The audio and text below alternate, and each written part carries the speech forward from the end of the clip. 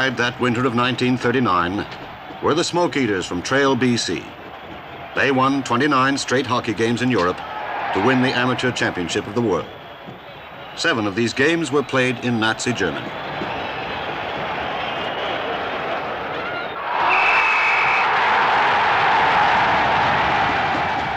In the crisp, clean air of Bavaria, it was difficult to conceive of the bestiality that lay around.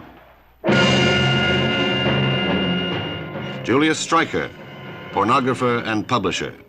His newspaper was the Nazi organ for the vilification of the German Jew. The Jew was shorn of any legal existence, beaten to a pulp, dragged to well-established camps like Dachau, or to the newer Buchenwald or Ravensbrück.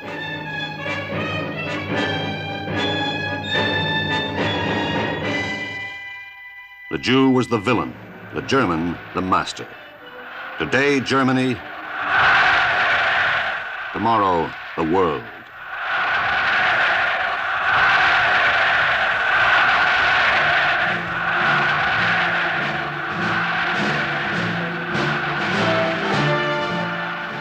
March 15th, 1939. Adolf Hitler let drop forever his mask of reason. Munich was a scrap of paper. He would take all of Czechoslovakia.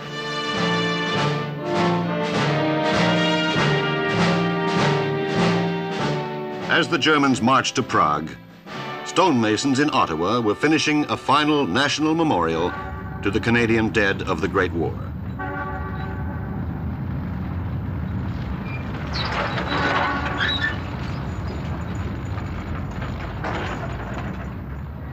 It was unveiled by the new king, George VI.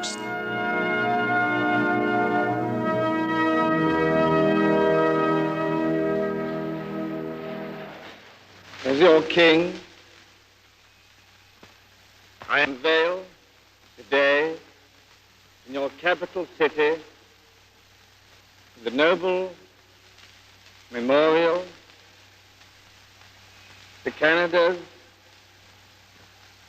spirit and sacrifice in the Great War.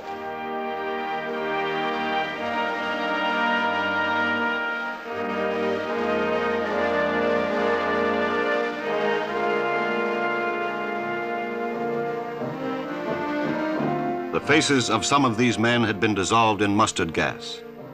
Others had stumps and empty sockets. There were those with terrible wounds of the mind, deep in shell-shocked brains. And now it seemed certain that their sons must go where they had been.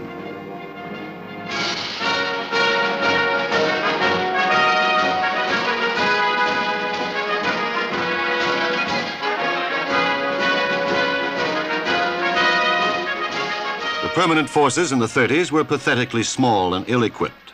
The army had only 4,000 men and 2 tanks.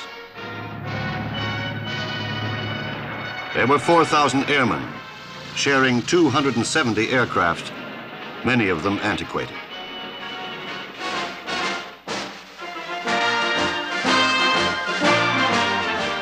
The Navy had launched a minesweeper to bring its total complement to 13 ships.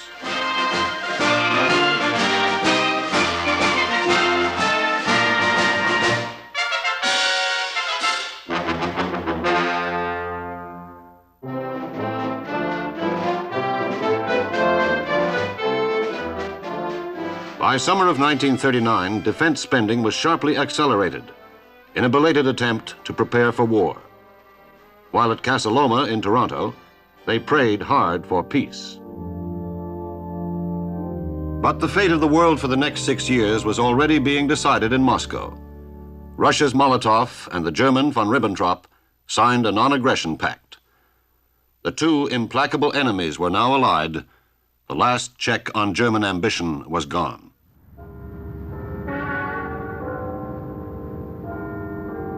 Neville Henderson, British ambassador to Berlin, returned to tell his government that Hitler now wanted Poland. The Polish ambassador negotiated desperately at Downing Street. Those who monitored Radio Berlin heard but strident frenzy. Drang nach Osten, drive to the east, for Lebensraum, for living space. unter dem Befehl des Führers dehnen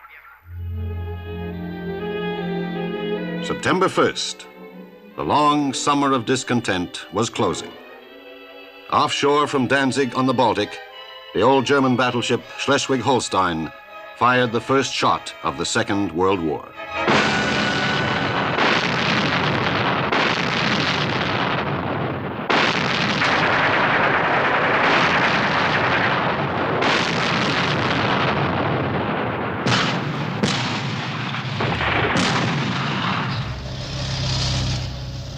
The German machine was let loose into Poland, opposed by an outdated army.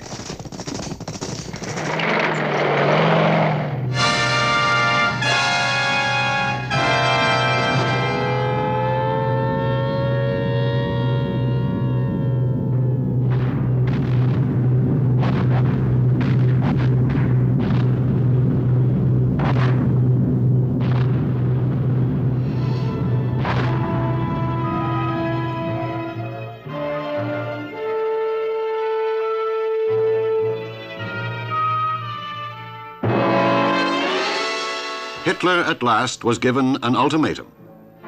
His Majesty's government in the United Kingdom would be at war with the German Reich if the Germans were not out of Poland by September 3rd at 11 a.m. British summer time. The French would follow 6 hours later. The ultimatum was ignored.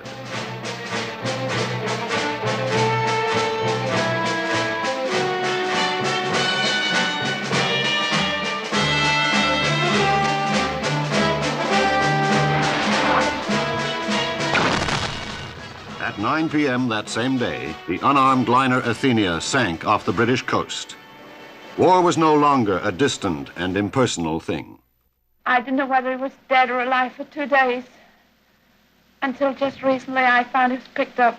He's in Ireland. It was a horrible tragedy. Everybody getting killed around. And the boat's capsizing. I can't go on. In Canada, leave was cancelled, the War Measures Act revived, the militia called out. The government announced a state of apprehended war.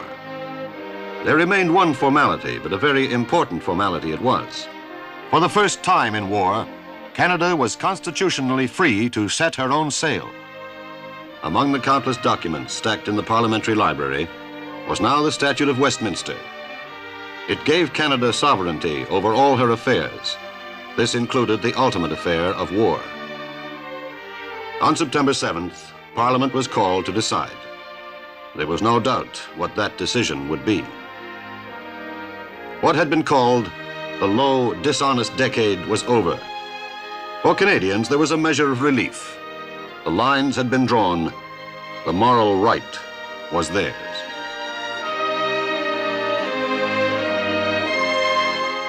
There was no need for a recorded vote. Parliament asked the King to speak for Canada. His Majesty has just proclaimed that a state of war with the German Reich exists as of tonight, September 10th, 1939.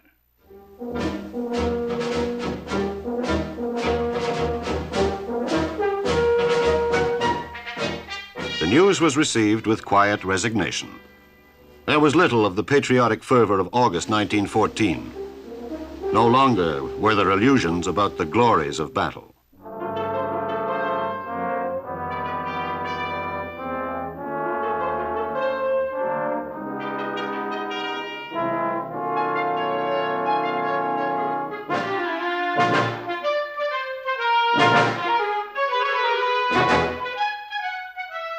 In full knowledge of the possibilities, the sons of the fathers reported in.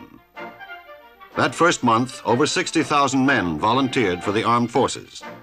They were the patriots, the adventurers, those who despised tyranny, those who were hungry. But in common, they had the courage to lay their lives on the line.